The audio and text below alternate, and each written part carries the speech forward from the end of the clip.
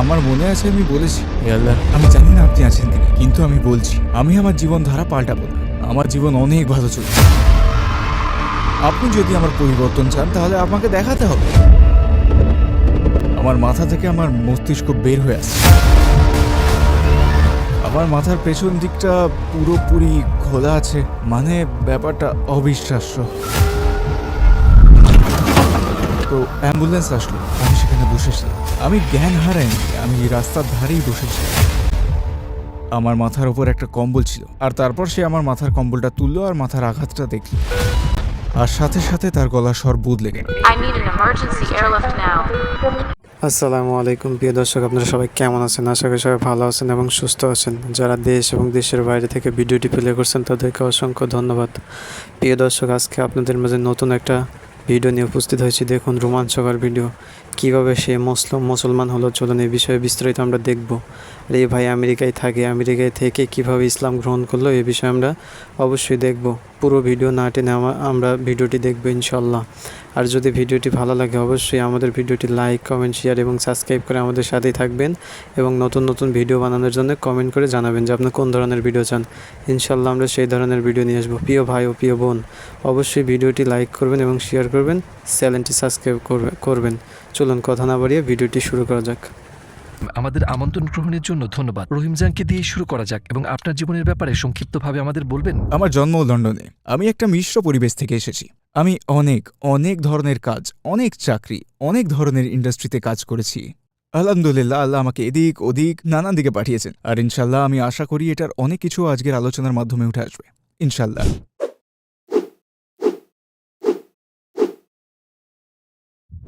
আপনার জীবন তখন কেমন ছিল? এই দিনগুলোতে আমার মনে হয় না আমি কোনো কিছুতেই বিশ্বাস করতাম। তো আমি বলবো আমরা বেশ সংস্কার মুক্তভাবেই বড় হয়েছি, সত্যি। তো আমার বাবা উনি ইসলামে বিশ্বাস করতেন, কিন্তু উনি গতানুগতিক ইসলামে বিশ্বাস করতেন না। যেভাবে আমি এখন বুঝি ঠিক সেভাবেই আমি তখন বুঝতাম। আমার মা, উনি প্রত্যক্ষভাবে ধর্মকে ঘৃণা করতেন। আসলে উনি একজন আইরিশ লোককে বিয়ে করেছিলেন, তারপর ডিভোর্স হয়ে যায়, আর তারা ক্যাথলিক ধারণায় ডিভোর্সের অনুমোদন দেয় না। তো তাকে ত্যায্য করা হয়েছিল, ক্যাথলিক বিশ্বাস অনুযায়ী বের করে দেওয়া হলো। আর তারপর যখন আমার বাবার সাথে সম্পর্ক শুরু হয়, লোকজন সেটা মেনে নেয় না। আর তারপর উনি ধার্মিক লোকদের দেখে ওদের ভণ্ড ভাবতেন, তাদেরকে সবসময় উপদেশ দিতে দেখতেন, চর্চা করতে না। তো আমরা এমন পরিবেশে বড় হয়ে উঠেছিলাম যেখানে ধর্ম বিশ্বাসের কোনো জায়গা ছিল না। তো আমাদেরকে শুধু ভালো চরিত্র অর্জনের শিক্ষা দেওয়া হয়েছিল, ভালো আচরণ, ভালো ব্যবহার, কিন্তু কোনো ধর্ম ছিল না। আর আমি এখন যখন ভাবি, এমনও সময় ছিল যখন আমি আল্লাহর অস্তিত্ব নিয়েই সন্দেহ করেছিলাম, বা আসলেই কোনো ধর্ম আছে কিনা। আমি একটু বিশ্বাস করতাম না যে কোনোভাবেই ধর্মচর্চা করতে হয়। তো আপনার তরুণ বয়সগুলোর ব্যাপারে আমাদের বলবেন। 18 বছর বয়স পর্যন্ত আমি সবেতে ফেল করছি। আমি আমার সব স্কুল পরীক্ষায় ফেল করছিলাম, আর আমি শুধুমাত্র মিউজিক বিজনেসে কাজ করতে চাইছিলাম, যেভাবেই হোক না কেন।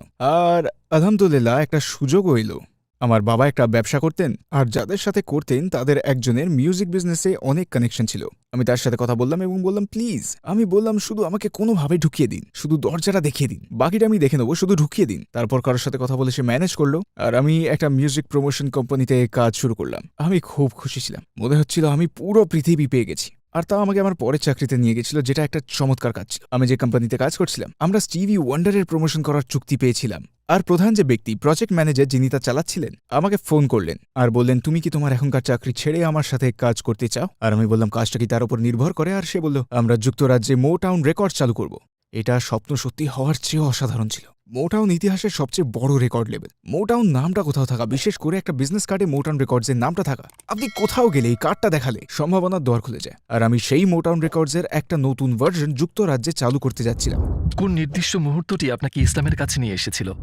আমার মনে হয় একটা বিশেষ মুহূর্ত ছিল, তখন আমি একটা পার্টিতে ছিলাম, বুঝলে, গান বাজনা, লোকজন সবাই ছিল, আর বেশ বড় পার্টি ছিল। আর আমার চাচা, উনি সম্প্রতি ধার্মিক হয়েছিলেন, আর তখন রমাদান চলছিল, আর আমি জানতাম না সেটা। আর উনি আসলেন, পার্টির দরজায় কড়া নাড়লেন। উনি জানতেন আমি আছি। তারপর উনি আমাকে ডাকলেন আর বললেন, আমি চাই তুমি মসজিদে আসো।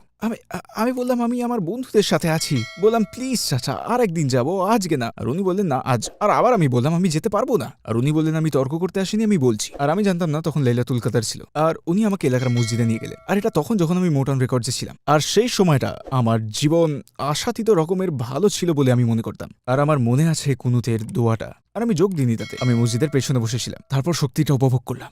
আমিন আমিন আমিন।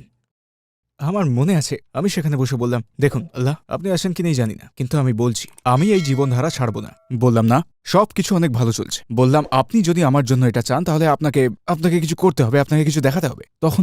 ঠিক তখন থেকে সবকিছু নিচে নামতে শুরু করলো, তারপর নামতেই থাকলো আর নামতেই থাকলো, যে পর্যন্ত না আমি সত্যি ভয় পেলাম যে আমি পাগল হয়ে যাচ্ছি। আমি ঠিকঠাক মতো চলতেও পারছিলাম না, আমি কাজ করতে পারছিলাম না, কিছুই করতে পারছিলাম না। আমার সম্পর্ক নষ্ট হয়ে যাচ্ছিল, সব কিছু খারাপ হয়ে গেল, আর আমার কাজও গেল, সব খারাপ হচ্ছিল। আর সত্যি তখন আমি একটা বেঁচে পড়ে গেলাম যা আমাকে একটা ব্রেকডাউনের দিকে ঠেলে দিল। আমি হারিয়ে গেছিলাম। আর মনে আছে একদিন আমার এক কাজিন, সে আমাকে নিয়ে আবার একই জিনিস করলো। সে আমার সেই চাচার ছেলে যে আমাকে মসজিদ নিয়ে গেছিল, সে আমাকে একজনের সাথে দেখা করাতে নিয়ে গেল, একটা ইমামের সাথে। আর আমার মনে আছে সেই ইমামটি আমাকে বারবার একই কথা বলছিলেন। উনি বলতে লাগলেন, কোনো নির্দেশনা ছাড়াই ভ্রমণ করছো তুমি। আর আমি অনুভব করলাম যে আমি চলছি, কিন্তু আমি জানি না আমি কোথায় যাচ্ছি। আমি জানতাম না জীবনের উদ্দেশ্য কি, আমি জানতাম না কোন জিনিসটা গুরুত্বপূর্ণ। মনে পড়ে একদিন ডিউটিরত অবস্থায় আমি ঘুমিয়ে গিয়েছিলাম, আমি চেয়ারেই ঘুমিয়ে গেছিলাম। মনে পড়ে ঘুম থেকে ওঠার পর, আরে ভাই কি যে অনুভব করেছিলাম বলে বোঝাতে পারবো না। মনে হচ্ছিল যে আমি মহাজগতের মাঝে ভাসছি, শুধুই মহাশূন্যে। আমি জানতাম না আমি কে, আমি জানতাম না আমি কোথায় যাচ্ছি, আমি জানতাম না কি হচ্ছে। আমি শুধু সংকট অনুভব করছিলাম, শুধু সংকট। ইসলামের কোন জিনিসগুলো আপনাকে খুব বেশি অভিভূত করেছিল? দুটো জিনিস শুরুতে আমাকে অভিভূত করেছে। প্রথমটি হলো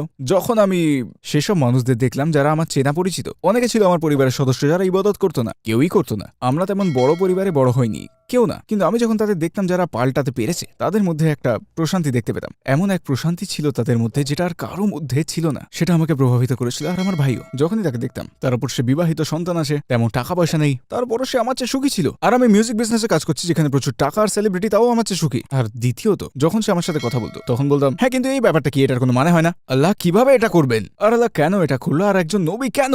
আমি তাকে জিজ্ঞেস করতাম কারণ আমি বিশ্বাস করতে চাইনি। আর তার উত্তরে সবসময় ও বলতো, আল্লাহ কোরআনে এর সম্পর্কে বলেছেন, হযরত মুহাম্মদ সাল্লাল্লাহু আলাইহি ওয়াসাল্লাম বলেছেন। সে কখনোই তার বুদ্ধি, তার যুক্তি ব্যবহার করে তর্ক করতো না।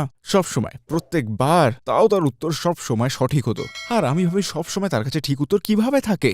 আর আমি ভাবতাম ব্যাপারটা অসাধারণ। অর্থাৎ সে নিজে থেকে তর্ক করছে না, সে শুধু কুরআন আর সুন্নাহ থেকে আমাকে বলছে। কোন ঘটনাগুলো আপনার মধ্যে পরিবর্তন এনেছিল? আমার সেই মুহূর্তটা মনে আছে যখন সব বদলে গেল। আমি আপনাকে তারিখটা বলতে পারি, 1993 সালের 5ই অক্টোবর। আমি একটা বারে ছিলাম কিছু বন্ধুদের সাথে, আর মনে হচ্ছিল একটা প্যানিক অ্যাটাক আসছে। আর এরম অভিজ্ঞতা আগে কখনো আমার হয়নি। আমি সেখান থেকে দৌড়ে চলে যেতে চাইছিলাম। আর তারপর ভাবলাম কোথায় যাব, আমি যেখানেই যাব সেখানেই এমন লাগবে। মনে হচ্ছিল মাটি ফেটে যাচ্ছে আর আমাকে গিলে ফেলবে, এমনই মনে হচ্ছিল। পরে আমি বাড়ির দিকে ড্রাইভ করলাম। আমি জানি না কিভাবে ড্রাইভ করেছি। সেই প্রথমবার আমি দোয়া করলাম। আর আমি জানি না আমি কি বলেছি, আমি জানি না আমি কি করেছি, কিন্তু মজার ব্যাপারটা হচ্ছে এর দ্বারাই বোঝা যায় আমি জীবনের কোন জায়গায় ছিলাম। আমি বললাম, হে আল্লাহ, প্লিজ আল্লাহ, দয়া করে আমায় সাহায্য করুন। আর আমি একটা চুক্তি করলাম, বললাম, দেখুন আপনি যদি এখন আমাকে বাঁচান, আপনি যদি আমাকে পাগল হওয়া থেকে বাঁচান, তাহলে আমি সব হারাম ছেড়ে দেবো 2 সপ্তাহের জন্য। আমি এটাই বলেছিলাম, কারণ এর চেয়ে বেশি কিছু ছেড়ে দেওয়া আমার কাছে সম্ভব মনে হচ্ছিল না। আর তারপর আমি বললাম, না না না না, এটা যথেষ্ট না। আমি বললাম, হে আল্লাহ, আপনি আমাকে বাঁচালে আমি সব হারাম ছেড়ে দেব 1 মাসের জন্য। তারপর আমি বললাম, না না না না, বেশি বড় হয়ে যাচ্ছে। অতঃপর বললাম 3 সপ্তাহ। ঠিক আছে ঠিক আছে, স্থির করলাম 3 সপ্তাহ। আমি বললাম, হে আল্লাহ, আমাকে এখন বাঁচালে আমি 3 সপ্তাহের জন্য সব হারাম ছেড়ে দেবো। আমি হারামের কোনো কিছুই ধরবো না। সেটা প্রথম দিন ছিল যে আমি হারাম ছেড়ে দেওয়ার সিদ্ধান্ত নিলাম। আর অবশ্যই 3 সপ্তাহ পর আমার অবস্থা খারাপ ছিল, আমি তখনও ভালো হতে পারিনি। তো তারপর আমি বললাম, আমি বলতে শুরু করলাম, কারণ এই সময় আমি দোয়া করা শুরু করে দিয়েছি। আর আমি কোরআনও খুলেছি। আমার মনে আছে কোরআন যখন প্রথম খুললাম, আমার মনে আছে অবশ্যই এখনো পর্যন্ত আমার জীবনের সবচেয়ে গুরুত্বপূর্ণ আয়াতগুলোর একটি ছিল, ফাইন্না মাআল উসরি ইউসরা, ইন্না মাআল উসরি ইউসরা। অতঃপর যে কষ্টের মধ্যে দিয়ে আপনি যাচ্ছেন তা শেষ হয়ে যাবে, তা শেষ হয়ে যাবে। আর আমার মনে আছে আমি সেটাই ধরেছিলাম, আঁকড়ে ধরেছিলাম। আমার সবকিছু দিয়ে আমি ধরে রেখেছিলাম। ভেবেছিলাম হয়তো এই কষ্টের পরেই সব সহজ হয়ে যাবে। কোন বিষয়টি আপনাকে বিশ্বাস করিয়েছিল যে ইসলাম শতভাগ সত্য? আমি আপনাকে সত্যি কথাটাই বলবো। আমার মনে হয় যদি আপনি ভিন্ন ভিন্ন ধর্মতে ও আদর্শ নিয়ে বেড়ে ওঠেন, যেমনটা আমরা করেছিলাম, আর এখনো আমার ভাই সে একজন সংশয়বাদী, হয়তো নাস্তিক, আমার বোন বৌদ্ধ, আর আমার শ্বশুর হলো ইহুদি, আমার শাশুড়ি ছিলেন নাস্তিক। অর্থাৎ আমার পরিবারের অনেক কাছের লোকগুলো, আমার পরিবারের বেশিরভাগই ধার্মিক নন, আর আমার খুব কাছের বন্ধুরাও এমনই। কিন্তু আমার মতে বিশ্বাসের পথে যাত্রাটা অবারিত, এটা বারবার প্রমাণিত হবে এবং শয়তান সবসময় কানে সন্দেহ ঢোকাবে। তো আমি সত্যিটাই বলবো যে আমার যাত্রাটা সহজ ছিল না। এটা একেবারেই সোজা সোজা, একদম সোজা ছিল না। আমার ইমান উঠেছে নেমেছে, আবার উঠেছে আবার নেমেছে, আর মাঝে মাঝে কিছু দুঃসময়ও এসছে। তখন আমি চিন্তিত ছিলাম যে আমি ইসলামের সঠিক পথটা অনুসরণ করছি তো, বা এত ধার্মিক হওয়ার কি কোনো দরকার আছে, বা হয়তো ছোট পাপগুলো তেমন খারাপ নয়, হয়তো বা সবসময় আমাদের কোরআনের কথাটা ভাবতে হবেই। পবিত্র কোরআন কিভাবে এই গ্রন্থটা আসলো, কিভাবে এই চমৎকার জিনিসটা আমরা হাতে ধরতে পারছি, এটা কিভাবে সম্ভব যে হযরত মুহাম্মদ সাল্লাল্লাহু আলাইহি ওয়াসাল্লাম, মানে তিনি লিখতে পারতেন না, পড়তে পারতেন না, তার কোনো শিক্ষা ছিল না। এটা কিভাবে সম্ভব যে তিনি এমন সব জিনিস তিনি পূর্বেই অনুমান করেছিলেন যা এত বছর পর বছর ধরে সত্যি প্রমাণিত হচ্ছে? এটা কিভাবে সম্ভব? তাই প্রত্যেকবার যে জিনিসটা আমাকে ফিরিয়ে আনে সেটা হলো আল কোরআন, এতে কোনো সন্দেহ নেই। আর যতই আমরা কোরআনকে জানি ততই আমরা বিজ্ঞান, গণিত আর কম্পিউটারের বিষয়ে আরো জানতে পেরে যাই। আমরা যতই এটা বিশ্লেষণ করব ততই চমৎকার, ততই অলৌকিক বিষয়গুলো কোরআন থেকে বেরোয়। তো যতবারই শয়তান আসে এই আয়াতটি আমি বলে থাকি, আউযু বিল্লাহি মিনাশ শাইতানির রাজিম। শেষ কোন জিনিসগুলো ছেড়ে দিতে হয়েছিল যখন আপনি পরিপূর্ণ একজন মুসলিম হলেন? সত্যি বলতে আমি যে সম্পর্কটায় জড়িত ছিলাম ঠিক সেই সময় তা ভেঙে ফেলার সিদ্ধান্ত নিলাম আর বাড়ি ফিরে বাবা মার সাথে থাকবো ভাবলাম। এটাই সেই মুহূর্ত ছিল, কারণ ততদিনে আমি সলাত আদায় করা শুরু করেছি, আমি রোজা রাখছিলাম, বেশিরভাগ হারাম ছেড়ে দিয়েছিলাম, কিন্তু তখনও সম্পর্কে ছিলাম। আর আমার মনে আছে আমি বলেছি যে আমি পারবো না, আমি উঠে ফজর পড়ে আমি আবার বিছানায় যেতে পারবো না, মানে আমি একেবারেই পারবো না। মানে আমার মাথায় বড় নিয়ন সাইনবোর্ডগুলোর মতো জ্বলজ্বল করে আমায় বলছিল তুমি এটা করতে পারো না, তুমি ওটা করতে পারো না, এটাও করতে পারো না, কিন্তু তখনও সেটা করছি। তবে আমার মাথায় এটাই চলছে। ওটা খুব স্পষ্ট ইঙ্গিত দিচ্ছিল আর আমি না দেখার চেষ্টা করছিলাম, কিন্তু ব্যাপারটা খুব স্পষ্ট ছিল। তারপর আমি 100% নিশ্চিত হয়ে ইসলামের মাঝে আমি আমার পথ খুঁজতে থাকি, আর কোনো হারাম ছিল না, ওগুলো আমি ছেড়ে দিয়েছি। আর এটাই আমার জন্য একটা পথ নির্দেশক মুহূর্ত ছিল। আপনার পরিবার আর কাছের মানুষদের প্রতিক্রিয়া কেমন ছিল এই এত কিছু নিয়ে? ওহ, আমার বাবা খুব চিন্তিত ছিলেন। উনি ইসলাম নিয়ে চিন্তিত নন, কিন্তু উনি চিন্তিত যে আমি গোঁড়া হয়ে যাচ্ছি। আমার মায়ের কাছে এটা অনেক বড় একটা ব্যাপার ছিল, অনেক বড় ব্যাপার, আর এটা আমাদের সম্পর্ককে অনেক প্রভাবিত করে। আমার মায়ের মন ভেঙে গিয়েছিল, আর সেটা হয়েছিল তার ধার্মিক মানুষদের সাথে থাকার কারণে। তারা মুসলিম, খ্রিস্টান বা যেই ধর্মের হোক না কেন, উনি ভেঙে পড়েছিলেন। উনি প্রায় যখন মুসলিমদের সাথে দেখা করতেন তারা খুব খারাপ ব্যবহার করত, আর ওনার খুব মন খারাপ হয়ে যেত। উনি আমার উপর চেঁচামেচি করতেন, উনি বলতেন আমি পাগল হয়ে যাচ্ছি, আর আমি জীবনের একটা দুর্বল মুহূর্তে আছি, আর লোকজন আমার থেকে সুবিধা ভোগ করছে। উনি আমাকে সলাত আদায় করতে দেখলেও সব সময় মন খারাপ করতেন, এমনকি আমাকে কারোর প্রতি আসসালামু আলাইকুম বলতে শুনলেও বলতেন যে তুমি পাগল হয়ে গেছো। তিনি দীর্ঘ সময় পর্যন্ত মন খারাপ করেছিলেন। তো আপনার মায়ের সাথে আপনার সম্পর্ক কেমন হয়েছিল? উনি কি ওনার মতামত বদলে সময়ের সাথে সাথে ইসলামের কাছে আসতে পেরেছিলেন? এটা আমার জীবনের বড় ধরনের একটা অলৌকিক ঘটনা। চিরকাল আমার মায়ের হৃদয়ে কিছু একটা ছিল যেটা ধর্ম, বিশ্বাস, এমনকি ধার্মিক লোকজনের বিরুদ্ধে, আর সেটা আসলে বদলায়নি। 15 বছর পরেও না, আমি যখন নামাজ পড়তাম আর উনি সেখানে হেঁটে যাওয়ার সময় এমনটা করতেন। কিন্তু উনি অসুস্থ হয়ে পড়েন, সেটা ক্যান্সার ছিল, তার ক্যান্সার হয়েছিল। আর এটা একটা কাকতালীয় ঘটনা ছিল, সত্যি কাকতালীয় ঘটনা। আমি হাসপাতালে তার সাথে দেখা করতে গেলাম, আর তখন শুধু উনি আর আমি ছিলাম। তারপর ডাক্তার দুঃসংবাদ নিয়ে আসলেন। উনি আসলেন, মায়ের হাত ধরলেন আর বললেন একটা খারাপ খবর আছে। ঠিক এইভাবে। আর মা ওনার দিকে তাকে জিজ্ঞেস করলেন কতদিন, আর উনি বললেন এটা ঠিক বলতে পারছি না। আমি সেখানে বসেছিলাম, আসলে আমরা মাস নয় সপ্তাহের কথা বলছি। এটা খুব বেদনাদায়ক ছিল। আমি আমার মাকে বলতে পারছি না আল্লাহ তোমায় ক্ষমা করবেন, আমি আমার মাকে বলতে পারছি না পরের জীবনটা আলহামদুলিল্লাহ, আমি মাকে বলতে পারছি না আল্লাহ তোমাকে সবরের প্রতিদান দেবে। আমি কিছুই বলতে পারছি না, কারণ উনি বিশ্বাসই করেন না। কি বলবো আমি বললাম আমাদের সংস্কৃতিতে একটা প্রথা আছে যেখানে আমরা বিশ্বাস করি যে আমরা সবাই পথিক। আমি বললাম এই জীবনে আমরা একটা গাছের নিচে বসছি আর একটু আরাম করছি, আর এক সময় আমরা সবাই উঠে পড়বো আর আবার যাত্রা শুরু করব আমাদের পরবর্তী গন্তব্যে। উনি আমার দিকে তাকালেন আর বললেন কথাটা ভালো বলেছ। আর এই কথাটা তাকে ছুঁয়ে গেল তার মনের মধ্যে। তারপর পরের ঘটনাটা ঘটলো মাশাআল্লাহ। আমার কাজিন, যার সাথে আমার ঘনিষ্ঠ সম্পর্ক আছে, সে একটা ইমেল পাঠালো, কারণ উনি তার কাছে মায়ের মতো ছিলেন। আর আপনি ইমেলের নিচে ছোট্ট একটা ট্যাগলাইন দিতে পারেন। সে তখন একটা উক্তি পাঠালো একজন কবি ও লেখক, নোবেল বিজয়ী লেখক জর্জ বার্নার্ড শয়ের। আর আমার মা জর্জ বার্নার্ড শকে খুব পছন্দ করতেন, উনি সবসময় তার উক্তি বলতে থাকতেন। মেইলের শেষে জর্জ বার্নার্ড শ হযরত মুহাম্মদ সাল্লাল্লাহু আলাইহি ওয়াসাল্লামের ব্যাপারে লিখেছিলেন। তিনি বলেছিলেন কোনো ব্যক্তি যদি পৃথিবীর সকল সমস্যা দূর করতে পারে, তিনি মানবতার রক্ষক মোহাম্মদ ছাড়া আর কেউ নন। আর আমার কাজিন সেটা ইমেলের শেষে জুড়ে দিয়েছিল। উনি বললেন এটা কি? উনি আমার কাছে এসে বললেন তুমি কি জানো জর্জ বার্নার্ড শ মোহাম্মদের ব্যাপারে এটা বলেছেন? আমি বললাম হ্যাঁ। এখন উনি লোকজন আর সবাইকে বলতে শুরু করলেন তুমি কি দেখেছো জর্জ বার্নার্ড শ মোহাম্মদের ব্যাপারে কি বলেছেন? তো ধীরে ধীরে ধীরে দরজাটা খুলে যাচ্ছিল, কিন্তু তাও আমি ভাবছিলাম উনি মুসলিম নন, উনি মুসলিম না। তারপর উনি আমার কাছে আসলেন আর বললেন তোমার সাথে একটা জরুরি কথা আছে। উনি বললেন দেখো, আমি তোমার ভাই আর বোনকে বলেছি যখন আমি মারা যাব আমি চাই আমাকে দাহ করা হোক, এটাই আমার ইচ্ছা। আর বললেন আমি জানি তোমার শুনতে কষ্ট হবে। আমি বললাম কোনো সমস্যা নেই, তোমার যা ইচ্ছা। বললাম কিন্তু দাঁড়াও, বললাম একটু যুক্তি দিয়ে ভেবে দেখেছো যে কি হতে পারে? বললেন কি বলছো? বললেন দেখো, আমি বললাম যদি তুমি আমাদের বাড়িতে মারা যাও, যা আশা করছি এখানে শেষ নিঃশ্বাস ত্যাগ করো। আমি বললাম কয়েকজন অচেনা লোক এসে তোমাকে নিয়ে যাবে। বললেন কারা এরা? বললাম এরা ভাড়া করা মৃতদেহ সৎকার করার লোক, তারা এসে তোমাকে নিয়ে যাবে, তারপর তোমার কাপড় খুলে নেবে। আমি বললাম তারপর তারা তোমার শরীরে কেমিক্যাল পাম্প করবে শরীর সংরক্ষণের জন্য। বললাম তারপর তারা তোমার চেহারায় মেকআপ করবে, তারপর তোমার চুল বেঁধে দেবে, তারপর তোমাকে জামা পরিয়ে দেবে। উনি বললেন কারা কারা এসব লোক? আমি বললাম এই পুরো জিনিসটা স্বাভাবিকভাবে 2 সপ্তাহ লাগতে পারে। উনি আমাকে বললেন এর বিকল্প কোনো উপায়? আমি বললাম তোমার ছেলেরা তোমাকে নিয়ে যাবে আর কেউ তোমাকে দেখবে না, আর সারাক্ষণই তোমার মর্যাদা বজায় থাকবে। আমি বললাম তারপর তোমাকে এই লোকাল সেন্টারে নিয়ে যাওয়া হবে। আমি বললাম তোমার মেয়েরা তোমাকে ধুয়ে দেবে, আর বললাম তোমাকে একটা সাদা কাপড়ে মুড়ে দেওয়া হবে, আর বললাম তোমাকে 1 দিনের মধ্যেই মাটির নিচে দাফন করে দেওয়া হবে। উনি বললেন তাহলে আমি এটাই চাই। তাহলে আমি এটাই চাই। আর আলহামদুলিল্লাহ তিনি আমার ভাই বোনকে ফোন করলেন, আর তারা বিশ্বাস করতে পারছিল না, কারণ তারা জানে তিনি ইসলাম পছন্দ করেন না। তিনি ধর্মই পছন্দ করেন না। এবার আমার একটা সমস্যা হয়ে গেল, তিনি মুসলিম নন। তো এখন আমার এইটা সমস্যা, বুঝলে? আর এবার আমি ভাবলাম এবার আমি কি করবো, আর এইসব আমার মাথায় ঘুরপাক খাচ্ছে। মানে এবার আমি কি করব? আমার মা মুসলিম না, কিন্তু উনি মুসলিম সৎকা চান। আমি ইমামের কাছে গিয়ে বলতে পারবো না আমার মায়ের জানাজা পড়ান, উনি মুসলিম নন। এবার কি করব? তো আমি যতবারই সুযোগ পেতাম, আর কঠিন ছিল কারণ অনেক লোক দেখা করতে আসছিল। আমি চাইতাম সবাই চলে যাক, কারণ আমি এখান থেকে ওখান থেকে কয়েক মিনিট শুধু তার সাথে একটা কথা বলতে পারি। আর আমি আমার প্রথম সুযোগ পেলাম, যেহেতু তিনি নার্স ছিলেন, মেডিসিন ওনার পছন্দের বিষয় ছিল। উনি মানবদেহ নিয়ে ভীষণ আগ্রহ পোষণ করতেন। তো একদিন আমি তাকে বললাম, জানো শরীর যেভাবে কাজ করে এই বিষয়টা কত চমৎকার। আমি বললাম, তোমার মনে হয় এটা সম্ভব যে এটাকে তৈরি করা হয়েছে আর এটা এমনি এমনি হয়ে যায়নি? উনি বললেন, হ্যাঁ মনে হয় তো। আমি বললাম, ঠিক আছে। আমি ছেড়ে দিলাম, তারপরে ছেড়ে দিলাম। আমি আবার আসলাম পরের বার, আবার লোক আসে, দিন যায়, আমি জানি না তিনি একদিন বাঁচবেন নাকি 4 দিন না 5 দিন। প্রতিদিন আমি ভাবতে থাকি কখন একটা সুযোগ পাবো, আর একটা সুযোগ। বললাম, এর আগে যখন আমরা কথা বললাম আমি সৃষ্টিকর্তা থাকার সম্ভাবনা দিয়েছি। তোমার মনে হয় এটা কি সম্ভব যে সৃষ্টিকর্তা আমাদের কাছে লোক পাঠিয়েছিলেন, ভালো ভালো ন্যায়পরায়ণ লোক, আমাদের পথ দেখানোর জন্য, যিশুর মতো, এব্রাহিমের মতো, মোজেসের মতো, মোহাম্মদের মতো, এর মতো মানুষ? মানে এইভাবেই বলেছিলাম। আমি ভয় পেয়েছিলাম যে তিনি হয়তো বলবেন না না। উনি বললেন, হ্যাঁ হতে পারে।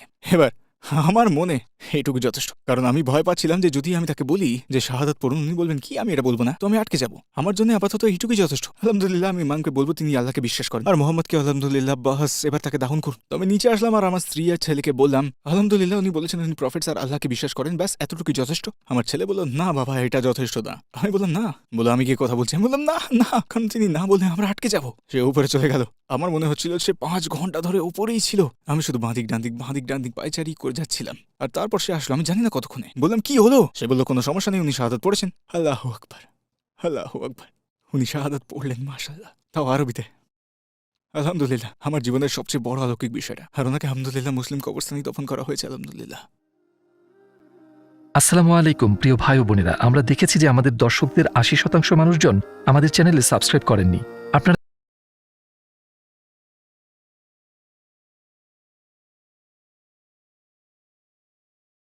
ইনশাল্লাহ অনেকের জন্য এটি পথ চলার সহায়ক হবে।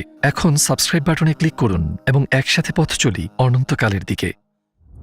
আপনার সবচেয়ে বড় চ্যালেঞ্জটি কি ছিল, যেটা আপনি একজন প্র্যাকটিসিং মুসলিম হওয়ার পর মুখোমুখি হয়েছিলেন? আমার জন্য সবচেয়ে বড় সমস্যা ছিল, আমি জানতাম আমি মিউজিক বিজনেসে ফিরে যেতে পারবো না। ওটা আমার স্বপ্ন ছিল, ওটাই আমার জীবন, ওটাই আমার পেশা ছিল। এটাই একমাত্র জিনিস যেটা আমি পারতাম, আর কিচ্ছু জানতাম না। আমি কোনো চাকরি ছিল না। আমি পিৎজা ডেলিভারি কিছু কাজ করেছি অবশ্য, আমি পিৎজা ডেলিভারি করতাম আর ট্যাক্সি চালাতাম, এইসবই করে বেড়াতাম। আমার একমাত্র বলার মতো কাজ এই মিউজিক বিজনেসই ছিল। আমি তখন বুঝে গিয়েছিলাম যে আমি সেখানে ফিরে যেতে পারবো না, কারণ আমার বেশিরভাগ কাজই নাইট ক্লাবে ছিল। আমি একভাবে ফিরে যেতে ভয়ও পাচ্ছিলাম, আমি ফিরে যাওয়ার ভয় পাচ্ছিলাম, কারণ আমি জানতাম আমার জন্য হয় এটা না হয় ওটা। আর আমি যদি সেখানে ফিরে যাই আমার ইসলাম শেষ, আমি জানতাম। আর এটা আমার জন্য সবচেয়ে কঠিন কাজ ছিল। আমায় আবার শুরু করতে হয়েছিল কোনো যোগ্যতা আর কোনো অভিজ্ঞতা ছাড়াই। আমাকে নতুন ক্যারিয়ার খুঁজতে হয়েছিল, একটা নতুন পথ। আর ওটা কঠিন ছিল, অনেক সময় পর্যন্ত সেটা কঠিন ছিল। আমি জানতাম না আমি কি করব। ইসলামের আগে আপনার জীবনের উদ্দেশ্য কি ছিল, আর ইসলামের পরে কি হলো? জীবনের উদ্দেশ্য ইসলামের আগে কোনো উদ্দেশ্য ছিল না। যেমনটা সেই ইমাম বলেছিলেন, কোনো গন্তব্য ছাড়া যাত্রা করছি। আপনি শুধু আছেন, আপনি অন্য প্রাণীর চেয়ে আলাদা নন। প্রাণীরা কি করে? একটা পশুর ক্ষুধা লাগছে, খাচ্ছে। একটা পশু বাথরুমে যেতে চাইছে, বাথরুমে যাচ্ছে। পশুরা ভয় পাচ্ছে, দৌড়ে পালাচ্ছে।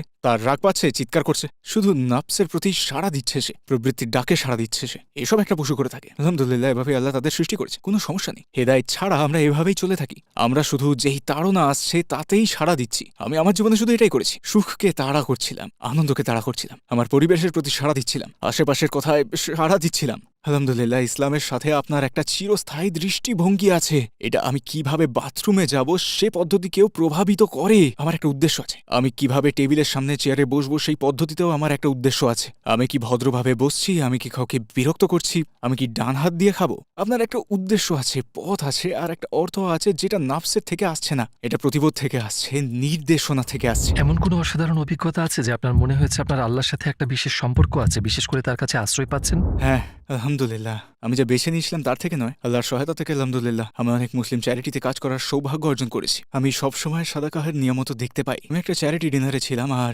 সেই ডিনার একটা বিশেষ কারণের জন্য অনুদান সংগ্রহ করছিল। পরে বলবো কারণটা কি ছিল। আমি ভেবেছিলাম নির্দিষ্ট পরিমাণ একটা টাকা দেবো, ওইভাবেই প্রস্তুতি নিয়ে এসেছিলাম। আমি জানতাম এটা চ্যারিটি ডিনার ছিল। দিয়ে আমার স্ত্রীকে বললাম যে দেখো, এটা বেশ অন্যরকম একটা ব্যাপার। চিন্তা করো, আমরা একজনকে বাঁচালাম আসলে এই জিনিসটা, আর আমরা কেবল একজনকে বাঁচাচ্ছি। আমি বললাম চলো আরো দিই, সে বললো ঠিক আছে আরো দিই। আর আমরা যতটুকু দেওয়ার নিহত করেছিলাম তার চেয়ে 6 গুণ বেশি দিয়েছিলাম। কিছুদিন পর আমি একটা ট্রিপের উদ্দেশ্যে রওনা দিচ্ছিলাম। আমরা কিছু ফিল্মিং করেছি আর কিছু চ্যারিটির কাজ করেছি এই নিউজিল্যান্ড আর অস্ট্রেলিয়াতে। নিউজিল্যান্ড থেকে আসার আগে আমাদের একদিন ফাঁকা ছিল, সেদিন আমরা ঘুরে বেরিয়েছি। আমরা চমৎকার কিছু গুহা দেখলাম, ওগুলো মাহরি গুহা ছিল। আমরা সেখান থেকে ফিরে আসছিলাম, আর তখন একটা অ্যাক্সিডেন্ট হলো। আমি গাড়ি থেকে ছিটকে বেরোলাম, দরজা খুলে গিয়েছিল আর আমি ছিটকে বের হয়ে গেলাম 100 কিলোমিটার প্রতি ঘন্টা গতিবেগে। আর প্রথম যে জিনিসটা মাটিতে লাগলো সেটা আমার মাথা। আমার মস্তিষ্ক আমার মাথা থেকে বেরিয়ে যাচ্ছিল। আমার মাথার পেছন দিকটা পুরো খুলে গিয়েছিল, একদম খোলা। মানে এটা অকল্পনীয়, কারণ আমি রাস্তা দিয়ে লাফিয়ে পড়েছিলাম। আর আমার মনে আছে যখন নার্স আর অ্যাম্বুলেন্স আসলো, আমি শুধু বসেছিলাম। আমি তখনও জ্ঞান হারাইনি, আমি রাস্তার ধারেই বসেছিলাম। আমার মাথার উপর একটা কম্বল ছিল, আর আমার মনে আছে সে প্রথমে আমার পিঠেটুকু সরালো, আর আমার পিঠের চামড়া পুরোই ছিলে গেছিল।